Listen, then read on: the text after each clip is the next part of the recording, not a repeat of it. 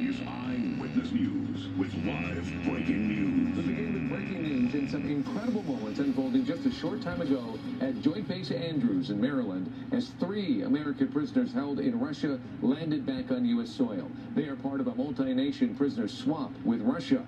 Paul Whelan was the first one to emerge from the plane. President Biden saluted the former Marine as he descended the stairs. Whelan was arrested in Russia in December 2018 and charged with spying and received a 16-year sentence. The second person off the plane was Wall Street Journal reporter Evan Gershkovich. He was greeted on American soil by the open arms of Vice President Kamala Harris. With a big smile on Evan's face, he hugged and exchanged words, and moments later, President Biden shaking his hand and the two hugging briefly as people cheered.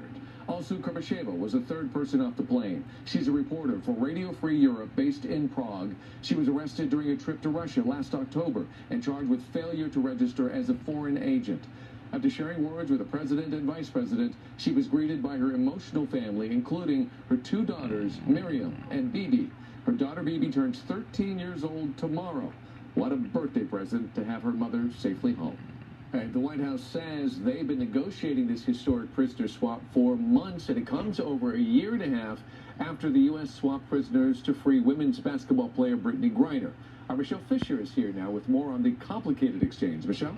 Well, David, a senior White House official says even on the day President Biden announced he was no longer seeking re-election, he was still on the phone working to finalize the release of these political prisoners. Tonight, those months of negotiations paying off as these freed prisoners are now back in America and back with their families.